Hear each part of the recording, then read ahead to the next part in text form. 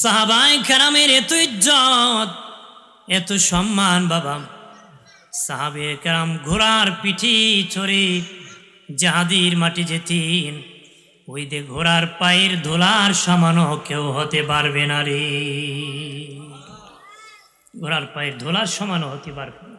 তাদের সম্মান ইজ্জত বাড়াই দিয়েছে কে? যদি বলেন কে? তারা চক্ষু মুজলে তাম পৃথিবী তারা কোন জায়গায় কে আছে বলে দিতে পারতেন।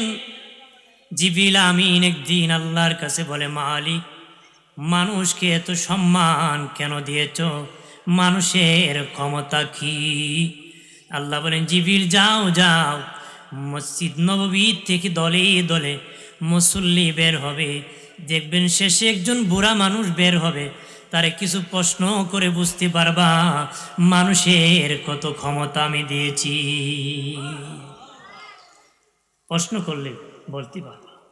আবু ওয়াহাজ বাবাজি, হযরত জিবরিল আমিন মসজিদ নববীতে সাহাবায়ে কেরাম দলে দলে নামাজ পড়িয়া বের হতেছেন। শেষে হযরত আবু বকর সিদ্দিক রাদিয়াল্লাহু তাআলা আনহু বের হয়েছেন। জিবরিল আমিন মানুষের সুরত ধরে আবু বকর সিদ্দিক রাদিয়াল্লাহু তাআলা আনহুকে বলতেছেন, ওগো আবু বকর ভাই, এই মুহূর্তে আমার জিবরিলের বড় প্রয়োজন, একটু বলে দিতে পারবেন নি জিবরিল এখন কোথায় আছে? সুবহানাল্লাহ। হযরত আবু বকর সিদ্দিক রাদিয়াল্লাহু তাআলা আনহু বলেন, দাঁড়াও পথিক মুসাফির ভাই, আমি 2 রাকাত নামাজ আদায় করব। জোরে কই না সুবহানাল্লাহ, আরো জোরে কর। আমি 2 রাকাত নামাজ আদায় করব। 2 রাকাত নামাজ পড়িয়া বাবাজি বের হয়ে ওই জিবরিল আমিন তো মানুষের সুরতি বলতেছেন, ভাই তাম দুনিয়াটা খুঁজেছি, জিবরিলকে কোথাও পায় নাই। ডান হাতে ধরিয়া বলেন, ভাই মনে যদি কিছু না নিতাম, তুমি ছাড়া জিবরিল আর কেউ হতে পারে না রে। তাদের সম্মান, তাদের কোয়ালিটি, ইজ্জত বাড়াই দিয়েছে কে? জোরে বলেন কে? আল্লাহ নবী, আমাদের দিনের নবী। বাবাজি, আকাশের চাঁদ আছে, তারকা আছে, তারকা রাত্রিতে আম্মা জান আয়েশাকে নিয়ে নবীজি ঘোরাঘুরি করতেছেন। মা আয়েশা বললেন, ইয়া রাসূলুল্লাহ, ওগো মায়ের নবী, আকাশে যত তারা আছে গো, তত নেকি কি আপনার কোনো সাহাবীর আমল নামায় আসেনি? সুবহানাল্লাহ। রাসূলুল্লাহ আম্মা জানকে নিয়ে দৌড় দিয়েছেন, দৌড়াইছেন, বলছেন, আয়েশা চলো একটু দৌড় দিই। মা আয়েশা কি আমাদের আম্মাকে খুশি করার জন্য নবী দৌড়াইছে। নবী আগে চলে গেছে, মা আয়েশা বেজার হয়ে গেছে। নবী আয়েশা বুঝতে পেরেছি তুমি আগে যেতে পারো না, বেজার হয়েছে, এবার আবার দৌড় দেই। রাসূলুল্লাহ আস্তে আস্তে যায়, আম্মা জান আয়েশা আগে আগে চলে খুশি হয়ে গেছে। সুবহানাল্লাহ। আমার বানের বাবাজি, মা আয়েশা বললেন, ইয়া রাসূলুল্লাহ, নবী আকাশের যত তারা আছে গো, তত নেকি কি আপনার উম্মতের আমল নামায় আসেনি? নবী বলেন, আয়েশা রে, আমার একজন সাহাবীর আমল নামায় আছে। মা আয়েশা বললেন, নবীজি, ওগো মায়ের নবী, আপনার কোন সাহাবীর আমল নামায় আছে? নবীজি নীরব হয়ে গেলেন। আম্মা জান আয়েশা বলেন, নবী বলেন গো, কার আমল নামায় আছে? নবী বলে, আয়েশা রে, আসমানে যত তারকা আছে সেই পরিমাণ নেকি আমার সাহাবী উমর ইবনুল খাত্তাবের আমল নামায় আছে। আম্মা জান আয়েশা চোখের পানি চারিয়া কান্নায় ভেঙে পড়ে গেলেন, মুখ মলিন করে ফেললেন। নবী বলেন, আয়েশা কি জন্য কান্না করতেছ আমি বুঝতে পেরেছি। ওরে আয়েশা, হযরত উমরের নাম কেন বললাম, তোমার বাবা আবু বকরের নাম বলি নাই, এই জন্য তুমি কান্না করতেছো। আম্মা জান আয়েশা বলেন, নবী, আমার বাবা আপনার হিজরতের সাথী, আমার বাবা আপনার গুহার সাথী, আমার বাবা মক্কার বাড়িঘর বিক্রি করে মদিনার পল্লীতে ঘর নির্মাণ করেছে আপনি রাসূলের পিছনে নামাজ পড়ার জন্য। ওগো মায়ার নবী, আমার বাবা আবু বকরের নেকি গেল কই? নবী বলেন, আয়েশা রে আয়েশা, তোমার বাবা আবু বকরের এক রাত্রির নেকি যদি এক পাল্লা উঠানো হয়, আসমান ভরা নেকি যদি এক পাল্লা উঠানো হয়, তোমার বাবা আবু বকরের এক রাতের নেকির পাল্লা বাড়ি হয়ে যাবে। আর জোরে বলি, আমার প্রাণের বাবাজি, খেয়াল করেন ভালো করে, ও প্রাণের বাবাজি, তাদের নেকি এত ওজন কেমনে হয়েছে, তাদের নেকি এত ওজন কেমনে হয়েছে। হযরতে ওমর ফারুক রাদিয়াল্লাহু তাআলা আনহু মাঝে মধ্যে আবু বকর সিদ্দিক রাদিয়াল্লাহু তাআলা আনহুকে বলতেন, আবু বকর ভাই, আমার আসমান ভরা নেকি আপনাকে আমি দিয়ে দিব, আপনার এক রাতের নেকিটা আমার দিয়ে দেন। সুবহানাল্লাহ। কেমন নেকি, কেমন আমল, আমলের দাম কেমনে বেড়েছে। যে যত বেশি নবীরে ভালোবেসেছে তার নেকির ওজন বেশি হয়ে গেছে। আর জোরে বলি, এই জন্য হাসরের মাঠে নেকি বুদ্ধি গণনা হবে না, ওজন দেওয়া হবে, গণনা করা হবে না, ওজন দেওয়া হবে। অথচ বিষয় হলো গণনার, এত বছর হায়াত পেয়েছে, এত অক্ত নামাজ পড়েছে, এত অক্ত পড়ে নাই, এতটা নেকি করেছে, এতটা গুনাহ করেছে, গণনার বিষয়। আল্লাহকে আমি গণনা দিব না, আমি মিজানের পাল্লায় ওজন করব, কার নেকি কত ভারী হবে। যার যত বেশি তাকওয়া আছে, পরহেজগারি আছে, নবীর ভালোবাসা যার যত বেশি আছে, তার নেকির পাল্লা তত ভারী হবে। 50 বার হজ করলে ওজন হইতো না যদি তাকওয়া না থাকে। কি না থাকে? তাকওয়া না থাকে। লোক দেখানোর জন্য ইবাদত হয়, সেই ইবাদত জিরো হয়ে যাবে। কতক্ষণ ঠিক কিনা? নেকি থাকতে হবে, সন্তুষ্টি কার? জোরে বলেন কার? টুপি দাড়ি রাখি কিন্তু কার হইল শয়তানি, আছে কিনা? কথাবার্তা নবী রাসূলের মতন, কাজ করে ফেরাউনের মতো। কথা বলেন ঠিক কিনা? এদের সাথে ধর্মের কোনো সম্পর্ক থাকতে পারে? এদের বাহির ভালো, ভিতর ভালো না। এটা গোলাপ ফুল মার্কা, গোলাপ ফুল দেখতে সুন্দর, খাইতে লাগে কি তা তিতা লাগে, এটার ভিতর এরম তিতা। কতক্ষণ ঠিক কিনা? আর মুমিন হবে কমলা লেবুরের মতন, দেখতে যেমন, বাহির যেমন, ভিতর তেমন, দেখতে যেমন, খাইতে তেমন। কতক্ষণ ঠিক কিনা? নবীর সাহাবায়ে কেরাম এমন ছিলেন, তাদেরকে বাহির যেমন ভিতর তেমন, তাদের জীবনটাও সেই রকম। ঠিক কিনা বলে? আমার বানের বাবাজি, খেয়াল করেন ভালো করে, ও দুস্থ বুজুর্গরা, আল্লাহ নবীর সাহাবায়ে কেরামের নেকি এত বেশি ওজন হতো, নবীর ভালোবাসা তাদের মধ্যে বেশি ছিল। মারহাবা কন।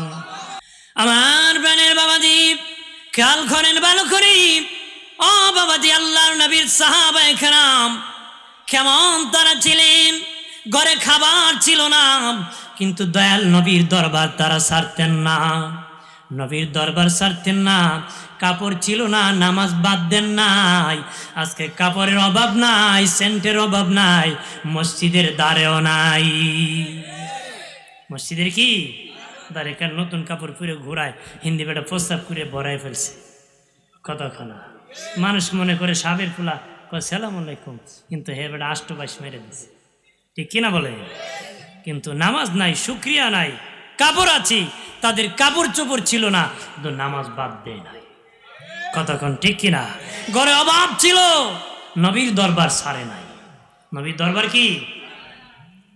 আমার প্রাণের বাবাজি, খেয়াল করেন ভালো করে, হযরতে আবু বকর সিদ্দিক রাদিয়াল্লাহু তাআলা আনহু মসজিদ নববীতে আসিয়া চোখের পানি ছেড়ে ছেড়ে কান্না করতেছেন। ওমর ইবনুল খাত্তাব রাদিয়াল্লাহু তাআলা আনহু আসিয়া দেখেন আবু বকর সিদ্দিক কান্দেন। ওগো আবু বকর ভাই, কি জন্য কান্না করতেছেন?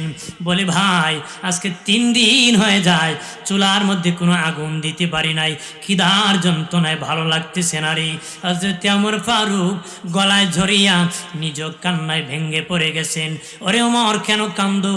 ওমর ইবনুল খাত্তাব বলে, আবু বকর ভাই, আমিও 3 দিন ধরে খাই নাই। আল্লাহু আকবার কর। এমনি আমাদের নবী, নূরের নবী, হায়াতুন নবী, জিন্দা নবী, দয়াল নবী মসজিদ নববীতে প্রবেশ করেছেন। দেখেন 2 জন কান্না করতেছে। কেন রে কান্না করতেছো? 2 জন ডেকে বলে, নবী কিদার যন্ত্রণায় কান্না করতেছি। নবী বলেন, আবু বকর আমার, তোমরা কিদার যন্ত্রণায় কান্না করতেছো, কষ্ট করতেছো? আমি রাসূলুল্লাহ খিদার যন্ত্রণায় কষ্ট করতেছি। চলো রে, তোদেরকে নিয়ে আমার একজন সাহাবীর বাড়িতে দাওয়াত খেতে যাব। আরো জোরে কর, কি খাইতে যাব? দাওয়াত খেতে। আল্লাহ নবী 2 জন সাহাবী রওনা হলেন। যেতে যেতে আবু আইয়ুব আনসারীর বাড়িতে দয়াল নবী গিয়েছেন। যাওয়ার পরে উনি দরজা খুলে দেখি 3 জন নূরানি চেহারার মানুষ দাঁড়ায় গেছেন, সালাম দিয়েছেন চোখের পানি ছেড়ে। নবী, আমার চেয়ে ভাগ্যবান কে হতে পারে? আমার ঘরের মেহমান, পৃথিবীর সবচেয়ে দামি যারা, আমার দয়াল নবী আমার ঘরের মেহমান হয়ে গেছে।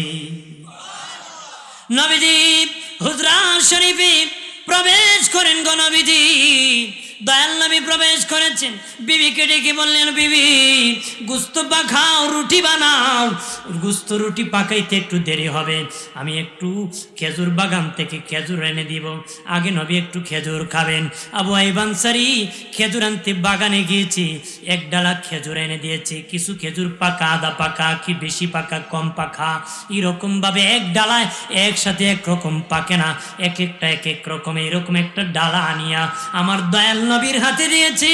দে বলে, নবীজি 2 জনকে নিয়ে খান, আমার বিবি গুস্ত পাকাইতেছি, রুটি বানাইতেছি, অপেক্ষা করেন। দয়াল নবী খেজুর খেতেছেন। এই মুহূর্তে গুস্ত রুটি রেডি হয়ে গেছে, নবীজির সামনে হাজির করা হয়েছে। গুস্ত রুটি দেখিয়া দয়াল নবী, মায়ার নবী আর বিনয় কান্না করেন। আবু আইয়ুব আনসারী বলে, নবী কি জন্য কান্না করতেছেন গো? নবীজি কোন যন্ত্রণায় কান্না করতেছেন? ভালো কি হয় নাই? নবীকে ভালো হয়েছে বাবা, শুনে নাও। আমি কেমনে খাই? আমার মা ফাতিমা, হাসান হুসাইনও 3 দিন ধরে খায় নাই, আমি রাসূল তাদেরকে রাখিয়া কেমনে খাবো রে? আবু আইয়ুব আনসারী, আমার মায়ের ঘরে যদি কিছু গুস্ত আর রুটি পৌঁছায়া দিতাম তাহলে আমি খাইতাম। এইভাবে নবী কষ্ট করেছেন, সাহাবায়ে কেরাম কষ্ট করেছেন। হুজরা শরীফে দয়াল নবী বলেন, শীতের দিন দরজা খুলেছেন হযরত আলী রাদিয়াল্লাহু তাআলা আনহু বলেন, চাদর মুরাদি আল্লাহর নবীর হুজরা শরীফের দিকে উকি মারতেছি। নবী দরজা মুবারক খুলিয়া দেখেন একটা লোক উকি মারতেছে। দেখেন আলী। বলেন, আলী রে, রে আলী, কি জন্য কি মারতেছ? নবী কিছু না। নবীকে বুঝতে পেরেছি ঘরে মনে হয় কোনো খাবার নাই, খিদার যন্ত্রণায় তুমি বারবার চাইতেছো।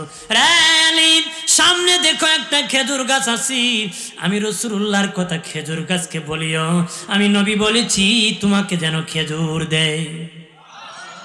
হযরত আলী রাদিয়াল্লাহু তাআলা আনহু বলেন, আমি খেজুর গাছের কাছে গেলাম, এখন খেজুরের সময় না, যাই দেখি গাছে কোনো খেজুর নাই। আমি খেজুর গাছকে ডেকে বললাম, খেজুর গাছ, নবীজি বলেছেন তুমি আমাকে খেজুর দিবারে। হযরত আলী রাদিয়াল্লাহু তাআলা আনহু বলেন, আল্লাহর কসম খেয়ে বলি, আমি খেজুর গাছের কাছে বললাম, নবী বলেছেন খেজুর দাও। বলতে দেরি, খেজুর গাছের মাথা থেকে পাকা পাকা খেজুর জমিনে পড়তে দেরি হয় নাই। জোরে বলি। এমনি নবীজি হাজির হয়ে বলেন, রে আলী, তুমি নিজে খাও, আর বাকিগুলো আমার মা আর আমার হাসান হুসাইনের জন্য নিয়ে যাও। আর জোরে বলি, তাদের জীবন এমন জীবন তারা গঠন করেছেন, এমনি তাদের মর্যাদা হয় নাই, তাদের জীবন এমন সাধনা করেছেন, এত উচ্চ মাকামে পৌঁছে গিয়েছেন।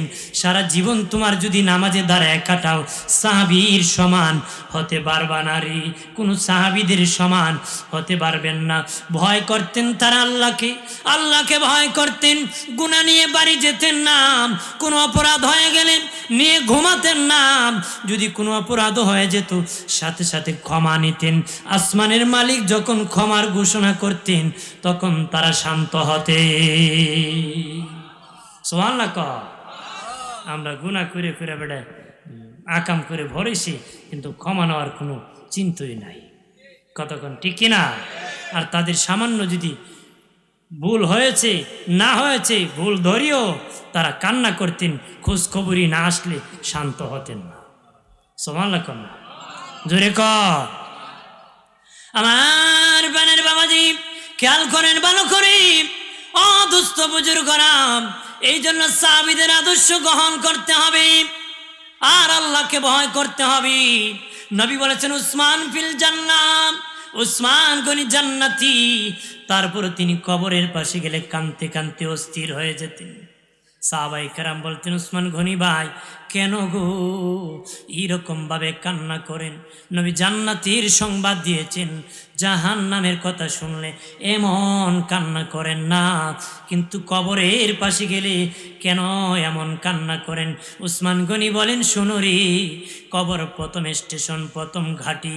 আমি উসমানের ভয় হয় কবরে নিয়ে ধরা পড়ে যায়, যদি কবরে ধরা পড়ে যায় সব জায়গায় ধরা পড়ে যাব, এই জন্য আমি কবর দেখলে কাঁদতে কাঁদতে অস্থির হয়ে যাই। সাহাবায়ে কেরাম আল্লাহকে সর্বক্ষণ খেয়াল রাখতেন, স্মরণ রাখতেন, ভুলে যেতেন না। আল্লাহু আকবার বলেন না বাবাজি। আল্লাহর নবীর একজন সাহাবী নাম ছিল আবু মুসা রাদিয়াল্লাহু তাআলা আনহু। ওনাকে যেদিন কবরে ইন্তেকালের পরে রাখা হয়েছিল, মুনকার নাকির এসেছিল, প্রশ্ন করেছিল। তিনি তখন বলেছিলেন, তোমরা আমার কাছে রবের পরিচয় চেয়েছো, তোমরা বহু দূর থেকে এসেছো, তোমরা কি রবকে ভুলে গেছো নাকি? না না, রবকে ভুলে যায় নাই। আবু মুসা রাদিয়াল্লাহু তাআলা আনহু মুনকার নাকিরকে বলেছিলেন, তোমরা কি মালিককে ভুলে গেছো নাকি? বহু দূর থেকে এসেছো? না, ভুলি নাই। আবু মুসা রাদিয়াল্লাহু তাআলা আনহু বলেন, এ ফেরেশতারা, তোমরা যদি বহু দূর থেকে আসিয়াম আল্লাহকে ভুলো নাই, আমি তো কয়েক হাত উপর থেকে কবরে এসেছি, আমি কেমনে রে মালিককে ভুলে যাব রে? কন্যা সুবহানাল্লাহ। আমরা দুনিয়ায় বুঝলে লাই কবর আর খেয়াল থাকবো না, আমরা দুনিয়ায় খবর নাই, ডিন ডিন আর টেন টেন করে ঘোরায়। কতক্ষণ ঠিক কিনা?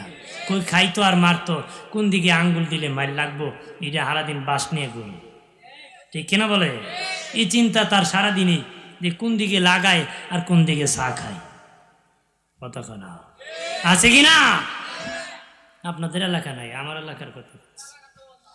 আমার বানের বাবাজি খেয়াল করেন ভালো করে, ও বাবাজি, সাহাবায়ে কেরাম জীবন এমন ভাবে চালাইছেন, তারা জান্নাতের সার্টিফিকেট পাওয়ার পরে অহংকার করতেন না, বাহাদুরি করতেন না, গুনার কাজ করতেন না, বেহুশ হয়ে যেতেন। ঠান্ডার রজনী হযরতে আবু বকর সিদ্দিক রাদিয়াল্লাহু তাআলা তখন খলিফা, উনি খেলাফতির দায়িত্বে আছেন। রাতের বেলা উনি বের হন, বস্তির মধ্যে ঘোরাঘুরি করেন, কিন্তু পায়ের মধ্যে কোনো স্যান্ডেল পায়ে দেন না, জুতা পায়ে দেন না। হযরত ওমর ফারুক বলেন, ওগো আবু বকর ভাই, আপনার কি একটা স্যান্ডেলও নাই? বলেন অনুমতি দেন, আমি একটা স্যান্ডেল কিনে দিব। হযরতে আবু বকর সিদ্দিক বলেন, আমার রে রে আমার, আমি রাতের বেলা ঘোরাঘুরি করি, মানুষ খেয়ে আছে না না খেয়ে আছে, কি অবস্থা আছি, বিপদে আছি, সুখে আছে না দুঃখে আছে, খবর নেওয়ার জন্য আমি বহু অনেক বস্তির মধ্যে প্রবেশ করি। আমি যদি জুতা পায়ে দিয়ে প্রবেশ করি, আমার জুতার আওয়াজেই আল্লাহর অনেক বান্দার ঘুম ভেঙে যেতে পারে, কষ্ট পেতে পারে। আমার জুতার আওয়াজে যদি কোনো বান্দার ঘুম ভেঙে যায়, ওই লোকটা কিয়ামতের দিন আল্লাহর আদালতে আমি আবু বকরের নামে যদি মামলা দিয়ে দেই আর বলি আপনার নবীর সাহাবী আবু বকর ক্ষমতার গরম দেখাইছে জুতার আওয়াজ দিয়ে, তার দ্বারা আমার ঘুম ভেঙে দিয়েছি। হযরতে আবু বকর বলেন, আমার ঋণ আমার ওই দিন যদি লোক আমার বিরুদ্ধে বিচার দেয়, আমার মতন ইবনে কুহাফা আবু বকর কি আল্লাহর আদালতে কোনো জবাব দিতে পারবো রে? আল্লাহু আকবার বলেন না। আমার বানের বাবাজি, তাদের জীবন এমন জীবন বাবাজি তারা কাটাইছে, তাদের জিন্দিগি তারা কোনো অহংকার করেন নাই। তারা বাবা উপকার করেছেন, ক্ষতি করেন নাই, ধর্মের কাজ করেছেন, নবীজি পথ দেখাইছি সেটা থেকে হালাক হন নাই। সুবহানাল্লাহ। হযরত আবু বকর সিদ্দিক রাদিয়াল্লাহু তাআলা আনহুর শাসন আমলে বাবাজি একজন বৃদ্ধ মহিলা ছিল, ওনার কোনো পুরুষ মানুষ ছিল না, ছেলে ছিল না, স্বামী ছিল না, ভাই ছিল না। মহিলার একটা চামড়ার টাঙ্কি ছিল, লোকেরা টাঙ্কির মধ্যে পানি দিত, মহিলা সেখান থেকে পর্দার সাথে গোসল করত, অজু করত, নামাজ পড়ত। ওমর ইবনুল খাত্তাব রাদিয়াল্লাহু তাআলা আনহু বলেন, আমি একদিন ওই মহিলার টাঙ্কির মধ্যে পানি ঢেলে দিব। তিনি তখন মন্ত্রী বাবাজি আবু বকর সিদ্দিক রাদিয়াল্লাহু তাআলা হলেন বাদশাহ। ওমর ইবনুল খাত্তাব বলেন, প্রথম রাত্রি যাব না, গভীর রজনীতে যাব, কেউ দেখে ফেলবে। উনি বাবা চামড়ার কলসির মধ্যে পানি নিয়ে ওই মহিলার বাড়ির মধ্যে যে টাঙ্কির মধ্যে রাখবেন, টাঙ্কির কাছে যেয়ে দেখেন উনি যাওয়ার কিছুক্ষণ আগে কে জানি পানিটা টাঙ্কিতে ভরপুর করছে। আরো জোরে কন, হালকা একটু দিয়ে একটু টানে কন, কি করছে? পানি দিয়া ভরপুর করছে। হযরত ওমর বলেন, ওমর রাদিয়াল্লাহু তাআলা আনহু বলেন, তাহলে মনে হয় আমার আগে কেউ দিয়েছি, আগামীকালে আর একটু আগে আসবো। পরের দিন আর একটু আগে গিয়েছেন, দেখেন যাওয়ার কিছুক্ষণ আগে কে জানি টাঙ্কিটা ভরে দিয়েছি। তৃতীয় দিন আবার গিয়েছে আরো আগে, দেখে যায় যাওয়ার কিছুক্ষণ আগে কে জানি টাঙ্কিটা ভরপুর করে দিয়েছি। ওমর ইবনুল খাত্তাব মনে মনে বলেন, এটা মনে হয় জিন্নাত হবে, আমি আসার আগেই ভরে দেই, আমি আসার আগেই ভরে দেই। ও জিন্নাত কে রে, আমার আগে আগে তুই ভরে দেস, আগামীকাল সন্ধ্যা থেকে দাঁড়িয়ে থাকবো, দেখবো রে কে টাঙ্কিটা ভরে দেয়।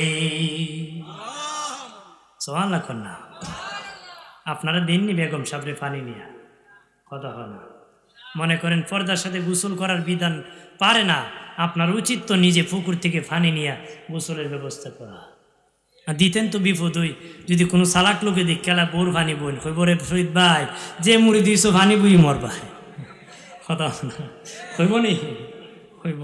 তুই কথা শুনে লাভ নাই, দুযোগে তো যাইবেন যদি বেপর্দা হয়। কথা এখন ঠিক কিনা? কে কি বললো এটা আমার দেখার বিষয়।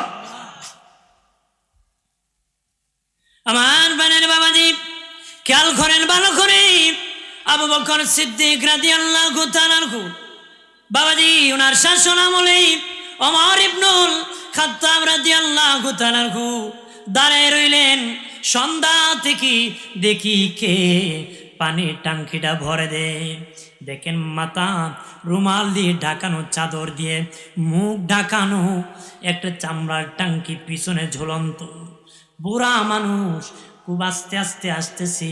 ওমর ইবনুল খাত্তাব বলেন, জিন্নত তো এত দুর্বল হতে পারে না, নিশ্চিত ওই লোকটা একজন মানুষ, বুড়া লোক হবে। ও বুড়া কে রে, আমি আসার আগে তুই পানি দিয়ে দিস। এমনি পিছনে পিছনে যাইয়া চাদরগুলো আস্তে আস্তে টান দিতেছে, দিতে দিতে চাদরের ভিতর থেকে বের হয়ে আসলেন আমিরুল মুমিনিন খলিফাতুল মুসলিমিন হযরতে আবু বকর সিদ্দিক। এমনি ওমর ফারুক রাদিয়াল্লাহু তাআলা আনহু চোখের পানি ছেড়ে কান্নায় ভেঙে পড়ে, আবু বকর ভাই, আমি জানতাম না আপনি একজন বাদশা হয়ে মহিলাকে পানির ব্যবস্থা করবেন, আপনি আমিরুল মুমিনিন হয়ে আর একজন আপনার রাজ্যে বৃদ্ধ মহিলার টাঙ্কি ভরে দিবেন, পানি ভরে দিবেন। আমি জানতাম না, বেয়াদবি করতাম না। আমি যদি জানতাম আপনি পানি ভরে দেন, আমি বেয়াদবি করতাম না আবু বকর ভাই। আমার মা আমাকে কেন জন্ম দিল আবু বকর ভাই? আমি জীবনে কোনো দিন তোমার আগে কোনো নেকি করতে পারি নাই রে, তোমার আগে কোনো নেকি করতে পারি নাই যে আবু বকর বাদশা হওয়ার পরে নিজের টাঙ্কিতে পানির ব্যবস্থা করেছেন। যারা আমলনামা হাসরের মাঠে না দিলে বিচার শুরু হবে না, আল্লাহ কাহার হয়ে যাবেন, ভয়ঙ্কর হয়ে যাবেন। নবীজি তখন আল্লাহর কাছে সুপারিশ করবেন। আল্লাহ বলবেন, হাবিব আমাকে আমলনামা দেখাবেন না, দেখলে আমার রাগ উঠে যাবে, আমি জাহান্নাম দিয়ে দিব। নবী গো, আপনি যাকে খুশি তারে সুপারিশ করে জান্নাতে নিয়ে নেন, আমি অনুমতি দিয়ে দিলাম। তখন নবী বলবেন, আল্লাহ এইভাবে হলে তো ভালো মন্দের পার্থক্য হবে না, একটু মেহেরবানি করে আমলনামাটা দেখেন। তখন আল্লাহ বললেন, তাহলে দেখতে রাগ উঠে যাবি। নবী বলেন, ঠিক আছে, একটা আমলনামা দেখেন, দেখি যদি ভালো লাগে বাকি আমলনামা দেখবেন, ভালো না লাগলে আর আমলনামা দেখাবো না। এমনি আমার দয়াল নবী আমার আল্লাহ বারেন তাআলার দরবারে একটা আমলনামা দিয়ে দিবেন।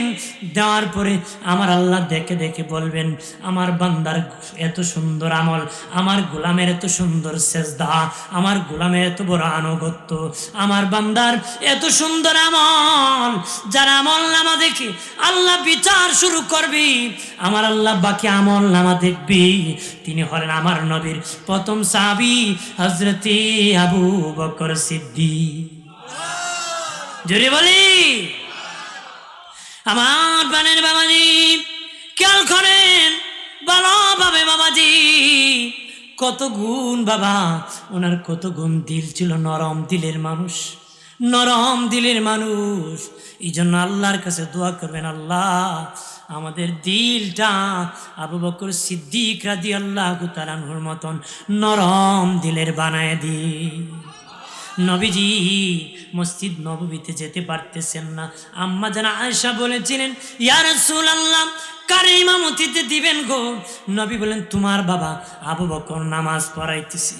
মা আয়েশা বলেন, নবীজি আমার বাবার নাম বাদ দিয়ে অন্য আরেক উমর ফারুকের নামটা বলে দেন। নবী বললেন, আয়েশা রে আয়েশা, তোমার বাবা ইমামতি করবে, তাতে তুমি খুশি হওয়ার কথা, কেন রে তুমি ওমর ফারুকের নামটা চাও?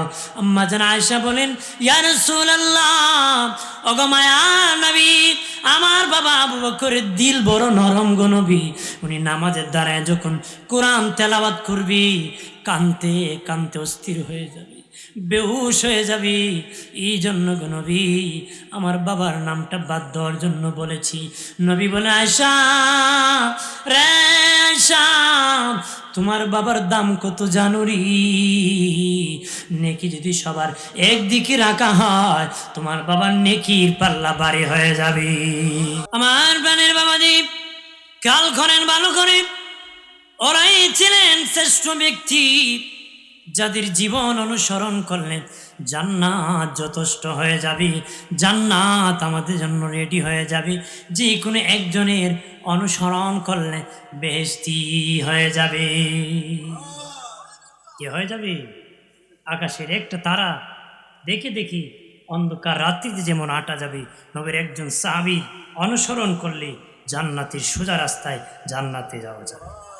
নবী বলেন, চন্ডের পাশে তারকা যেমন মানায়, চন্ডের পাশে তারকা যেমন মানায়, ঠিক আমি রসুলের পাশে আমার সাহাবীদেরকে তেমনই মানায়, আমার সাহাবীদেরকে তেমনই মানায় রে। তোমরা আমার সাহাবীর সমালোচনা করিও না, আমার সাহাবীর গালমন্দ করিও না, যারা করে তাদের সাথে কোনো সম্পর্ক রাখিও না রে। সাহাবীর সাথে বিরোধ রাখা যাবে না, সাহাবীর সাথে সম্পর্ক রাখতে হবে, ওই সম্পর্কের সাথে জান্নাতের সম্পর্ক আছে। ওই সম্পর্কে কি? জান্নাতের। আমার প্রাণের বাবাজি, তারা কত ভয় করতেন। হযরত আবু বকর সিদ্দিক রাদিয়াল্লাহু তাআলা আনহু নবী বলেছিলেন, আমার পাশে আবু বকর শুইবি। কিন্তু উনি যখন অসুস্থ হয়ে পড়লেন, কেমন সাহাবায়ে কেরাম, হযরত আলী বলেন আমি দেখার জন্য আবু বকর সিদ্দিক রাদিয়াল্লাহু তাআলা আনহুর কাছে গেলাম। উনি বলেন ও আরে আলী, আমার ইন্তিকালের পরে তুমি গোসল করাইবা, আমার কবর খনন করবা না। হযরত আলী বলেন নবী তো নবীর পাশে কবর খননের কথা বলেছেন না, না না আলী রে, নবী বলেছেন, নবী বিদায়ের আগেই বলেছেন বিদায়ের পরে আমি দেশ শাসন করতেছি। এখন তো জানি না নবী বেজার হয়েছেন না আমার প্রতি খুশি আছেন। নবী যদি বেজার হয় নবীর পাশে শোয়া যাবে না রে। ওদের আলী আমার ইন্তিকালের পরে গোসল করায়াম, কাপন বানায়াম, কাঠিয়া উঠায়াম, আমার লাশখানি নিয়ে আল্লাহ নবীর রোজার পাশে যাইবারে আমি হতবাগা। আবু বকর সালাম কানে দিয়ে দিবা, সালাম কানে দিয়ে দিবা। আর বললা হুজুর আপনার হতবাগা আবু বকর আপনার পাশে শুইতে চায়, অনুমতি দেন। হযরত আলী রাদিয়াল্লাহু তাআলা আনহু বলেন আমি যাইয়া বললাম, একবার সালাম দিলাম, একবার অনুমতি চাইলাম, শব্দ নাই, দুবার চাইলাম, শব্দ নাই, তিনবার চাইলাম, শব্দ নাই। আমি আলী ভয় পেয়ে গেলাম, কান্না ভেঙ্গে পড়ে গেলাম, আর বললাম ইয়া রাসূলুল্লাহ, নবী আপনার আবু বকরকে এত তাড়াতাড়ি কেমনে ভুলে গেলেন, এত তাড়াতাড়ি কেমনে ভুলে গেলেন?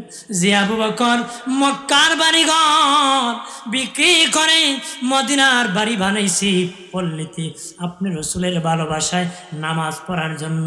ওগো মায়ার নবী হিজরতের সাথী 6 মাস ঘুমায় না, দরজার কাছে কান লাগে দাঁড়ায় থাকতো। আমার দিনের নবী কোন দিন হিজরত করবি এই অপেক্ষায় থাকতো।